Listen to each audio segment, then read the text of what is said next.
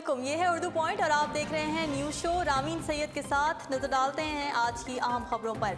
बात करेंगे Panama leaks case के हवाले से। सुप्रीम कोर्ट में पनामा लीक्स से मुतालिक दरख्वास्तों की समाअत जारी है।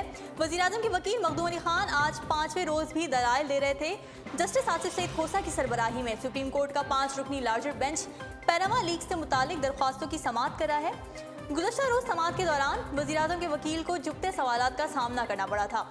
सुप्रीम कोर्ट में वज़ीर-ए-आज़म और बच्चों के दरमियान तोहफों के लेन देन पर अदालत में चुपते सवालात उठाए गए थे, जिस पर जस्टिस आसिफ सईद खोसा ने रिमार्क्स दिए थे कि लगता है रकम को इधर से उधर घुमाया जा रहा है। और अदालत का ये भी कहना था कि वज़ीर-ए-आज़म की तकारीर और तहरीरी जवाब में बज़ाहिर फ़र्क लगता है। बेंच ने वज़ीर-ए-आज़म की तीनों तकारीर का जायज़ा लिया था और जायज़ा लेने के बाद ये फैसला किया था कि वज़ीर-ए-आज़म के वकील को मामले पर आज तक तैयारी करने की इजाज़त दे दी जाए और आज तैयारी करने के बाद उसकी समाअत होगी। आज सुप्रीम कोर्ट में पनामा केस की समाअत हुई और मैं आपको बताऊं कि ये समाअत एक अहम मोड़ पर आ गई है। जस्टिस आसिफ सईद खोसा ने रिमार्क्स दिए कि ऑफशोर कंपनी बजाते खुद मसला नहीं है, बल्कि असासे छुपाने और टैक्स चोरी के लिए ऑफशोर कंपनी का इस्तेमाल गलत है।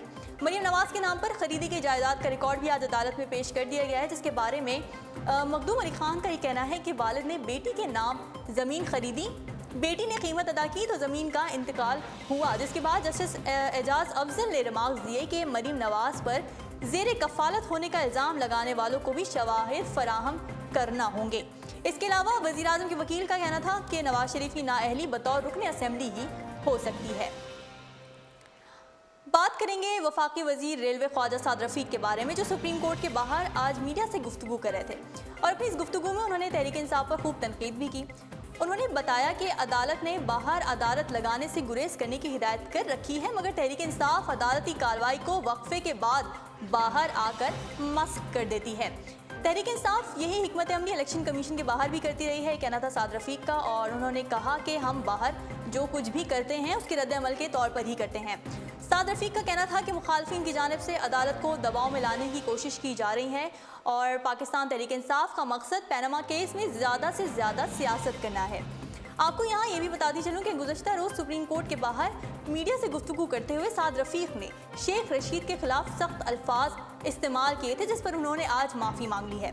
उनका ये कहना था कि शेख रशीद को नून लीग से हड्डी नहीं मिली, लेकिन अब उन्होंने इस बात पर माजरत तलब कर ली है और उनका ये कहना था कि मुझे शेख रशीद से मुताल्लिक सख्त अल्फाज इस्तेमाल नहीं करने चाहिए थे और अब मुझे इस बात का अफसोस है। और नाजरीन, जहां एक तरफ अदालत के अंदर नून लीगी और तहरीक इंसाफ के कारकुनान का तसादुम जारी है, तो दूसरी जानिब आज गाड़ियां भी आपस में टकरा गईं। पनामा लीक्स की समाअत में PTI चेयरमैन इमरान खान भी शिरकत करते हैं और आज सुबह इमरान खान सुप्रीम कोर्ट में पनामा लीक्स केस की समाअत में शिरकत के लिए आ रहे थे कि इमरान खान की प्रोटोकॉल में शामिल 2 गाड़ियाँ आपस में टकरा गईं। टकराने वाली गाड़ी में इमरान खान के भतीजे मौजूद थे, लेकिन अच्छी खबर यह है कि गाड़ियां टकराने के नतीजे में कोई जानी नुकसान सामने नहीं आया। ज़राए का ये कहना है कि हादसा तेज़ रफ्तारी के बायस पेश आया, लेकिन खुशकिस्मती से कोई जानी नुकसान नहीं हुआ। बात करेंगे सिंध में रेंजर्स के इख्तियारात के हवाले से। 18 अक्टूबर 2016 को कराची के हालात के पेश नज़र सिंध हुकूमत ने रेंजर्स को खुसूसी इख्तियारात दिए थे, जो 16 जनवरी 2016 को ख़त्म हो गए थे। मज़ीद तौसीक के लिए समरी तैयार कर ली गई थी, जिसके बाद आज वज़ीर आला सिंध सैयद मुराद अली शाह ने रेंजर्स इख्तियारात में तौसीक की मंजूरी दे दी है। रेंजर्स इख्तियारात में तौसीक की समरी वज़ीर आला सिंध सैयद मुराद अली शाह के दस्तखत के बाद वफाक को भिजवा दी गई है। मंजूरी के बाद रेंजर्स को 90 रोज़ के इख्तियारात दिए जाएंगे। खैबर पख्तूनख्वा हुकूमत की जानिब से एक अहम फैसला देखने में आया है, जो मैं आपसे शेयर करती चलूँ। फैसला ये है कि कुरान पाक को स्कूल के निसाब का लाजमी जुज़ू करार दे दिया गया है। खैबर पख्तूनख्वा हुकूमत ने यह इक़दाम PTI चेयरमैन इमरान खान की खुसूसी हिदायत पर किया है। खैबर पख्तूनख्वा के महकमा तालीम ने सरकारी और निजी स्कूलों में भी कुरान पाक की तालीम को लाजमी करार दे दिया है, जो कि एक खुश आइंद फैसला माना जा रहा है। और अब बात करेंगे सीरियन एयरलाइन के हवाले से। सीरियन एयरलाइन ने अंदरूनी मुल्क अपना फ़्लाइट ऑपरेशन 29 जनवरी से शुरू करने का ऐलान कर दिया है। एयरलाइन की जानिब से प्रेस रिलीज़ भी जारी की गई है, जिसमें बताया ये गया है कि फ़्लाइट ऑपरेशन का आगाज़ 29 जनवरी से किया जाएगा और इस एयरलाइन की पहली परवाज़ कराची से इस्लामाबाद और इस्लामाबाद से कराची जाएगी। सीरियन एयरलाइन की परवाज़ों के लिए टिकट की फ़रोख्त और बुकिंग का आगाज़ 23 जनवरी को होगा, जबकि फ़्लाइट ऑपरेशन 29 जनवरी को शुरू होगा। अपनी वेबसाइट पर एयरलाइन ने अपने खुसूसी फ़ीचर्स और खुसूसी डिस्काउंट की तफसीलात भी फराहम कर रखी हैं, जो हमने आपसे पिछले शोज़ में भी डिस्कस की थी। उनमें से सबसे अहम फ़ीचर जो मैंने आपसे डिस्कस किया था और आज मैं आपको बताती चलूँ, ये है कि सीरियन एयरलाइन ने अपने मुसाफिरों को 32 किलोग्राम तक के 2 बैग्स ले जाने की इजाज़त दे दी है। इसके बरक्स दीगर डोमेस्टिक फ़्लाइट्स में मुसाफिर 20 किलो से ज़ायद वज़न नहीं लेके जा सकते, तो ये एक उनके हक़ में पॉजिटिव चीज़ जाती है। और जनाब, मनी लॉन्ड्रिंग केस में मुलव्विस मॉडल अयान अली के बारे में अहम इत्तला मौसूल हुई है। सिंध हाई कोर्ट ने मनी लॉन्ड्रिंग केस की मरकजी मुलजिमा मॉडल अयान अली का नाम ECL से निकालने का हुक्म दे दिया है। सिंध हाई कोर्ट में जस्टिस अहमद अली शेख की सरबराही में 2 रुकनी बेंच ने अयान अली का नाम ECL से निकालने का फैसला सुनाया था, जिसके बाद जस्टिस अहमद अली शेख और जस्टिस के आगा में इख्तिलाफात पैदा हुए, तो जस्टिस नेमतुल्लाह फलपूटो को रेफरी जज मुकर्रर किया गया था। जस्टिस नेमतुल्लाह अयान अली का नाम ECL से निकालने के फैसले की हिमायत कर रहे थे, जिसके बाद उनका नाम एग्जिट कंट्रोल लिस्ट से निकाल दिया गया है। और बात करेंगे रेहाम अली खान के हवाले से एक अफसोसनाक खबर आपको दें। रेहाम खान की वालदा मानसहरा में आज इंतकाल कर गई हैं। रेहाम खान की वालदा की नमाज जनाजा आज मानसहरा में अदा की जाएगी और रेहाम खान की वालदा की वफ़ात की खबर मौसूल होते ही उनके अजीज़ व अक़रबा की जानिब से उन्हें ताज़ियती पैगामात मौसूल होना शुरू हो गए हैं। खबर शामिल करेंगे बॉलीवुड से। बॉलीवुड के प्रोड्यूसर करीम मोरानी का भयानक रूप सामने आ गया है। दिल्ली की रिहायशी जिसकी उम्र सिर्फ 25 साल है, उसने पुलिस में रिपोर्ट दर्ज कराई है कि करीम मोरानी ने शादी का झूठा वादा करके उसे ज्यादती का निशाना बनाया था। FIR की रिपोर्ट में उस लड़की ने मौक़िफ़ इख्तियार किया है कि 2015 में करीम मोरानी ने शादी का वादा करके अपने स्टूडियो में मुझे ज्यादती का निशाना बनाया था। इस रिपोर्ट का पुलिस ने फौरी नोटिस लेते हुए करीम मोरानी को गिरफ्तार भी कर लिया है।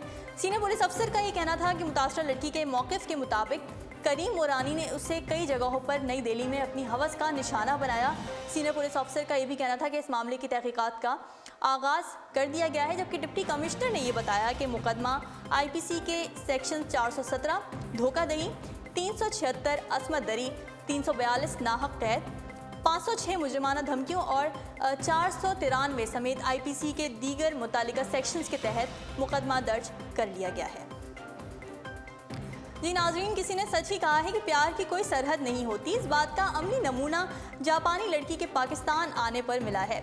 29 साला जापान की रिहायशी एक लड़की पाकिस्तान के शहर रहीम यार खान के रिहायशी 30 साला अहमद अनवर की मोहब्बत में अपना मुल्क छोड़कर पाकिस्तान चली आई हैं और अब उनसे शादी का भी इरादा रखती हैं। कहानी कुछ यूँ है कि अहमद की जापानी लड़की से 9 माह कबल समाजी राब्ते की वेबसाइट फेसबुक पर दोस्ती हुई थी। एक दूसरे की मोहब्बत में मुब्तला होने के बाद उन दोनों ने शादी करने का फैसला कर लिया। जापानी लड़की मारिया अहमद से मुलाकात करने और शादी करने के लिए अपना मुल्क छोड़कर पाकिस्तान आ गई। पाकिस्तान पहुंचने पर जापानी लड़की ने अपना मजहब छोड़ दिया और इस्लाम कबूल कर लिया और अपना नाम मारिया अहमद रख लिया। इस्लाम से मुतालिक मुताला करने के बाद मारिया का ये कहना था कि इस्लाम एक सच्चा मजहब है और पाकिस्तान के लोग बहुत मिलनसार हैं। मारिया ने यह भी बताया कि वो और अहमद जापान मुंतकिल हो जाएंगे शादी के बाद, जहां बाकी की वो ज़िंदगी आराम से गुजारेंगे। अहमद ने बताया कि हमारी शादी पर हम दोनों के अहले खाना रजामंद हैं और हम उनकी रजामंदी से ही शादी करें हैं। याद रहे कि ऐसा ही एक मोहब्बत की कहानी गुज़िश्ता बरस दिसंबर में भी सामने आई थी, जब एक फ्रांसीसी खातून पाकिस्तानी लड़के की मोहब्बत में पाकिस्तान चली आई थी। लेकिन नाजरीन, बात तो वही है कि मोहब्बत के जुनून में लोग अपनी जाने देने से भी नहीं कतराते, तो मुल्क और मजहब छोड़ना तो एक मामूली सी बात है। देखते हैं कि ये मोहब्बत कामयाबी की कौन सी मनाजिल तय करती है। जी नाजरीन, शोहरत इंसान को आसमान की बुलंदियों पर ले जाती है, मगर वो तब नागवार गुजरती है जब इंसान का दिमाग भी 7वें आसमान पर पहुंच जाए। बहावलपुर में आग से बाल काटने वाला हजाम का दिमाग भी 7वें आसमान पर पहुंच गया है। व्यूअर्स, कुछ दिन कबल मैंने आपको एक वीडियो दिखाई थी जिसमें पाकिस्तान का एक हजाम बड़ी महारत से आग से बाल काटता हुआ नजर आ रहा था।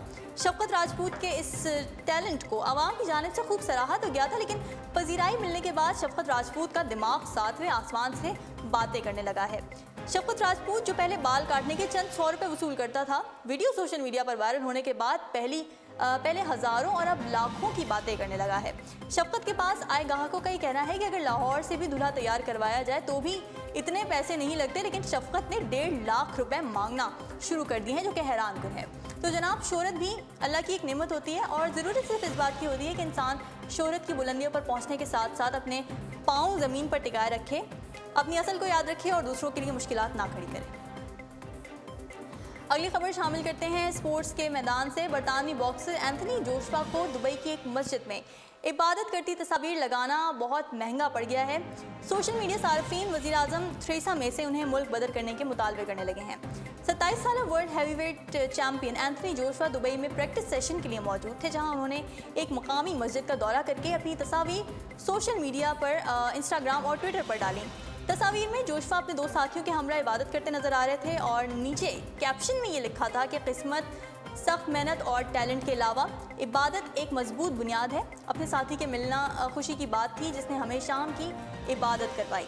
जोशुआ की इन तस्वीर को बाज़ अफराद ने पसंद ना किया और उन्हें शदीद तनकीद और काबिल एतराज़ अल्फाज का सामना करना पड़ा। एक सारिफ ने बरतानी वज़ीर आज़म थेरेसा मे से भी जोशुआ को मुल्क बदर करने का मुतालबा कर दिया। तो देखते हैं आगे क्या होता है। नाज़रीन, आज के लिए इतना ही। मज़ीद खबरों और अपडेट्स के लिए आप विज़िट कर सकते हैं हमारी वेबसाइट www.urdupoint.com। फ़िलहाल मुझे दीजिए इजाज़त। अल्लाह हाफ़िज़।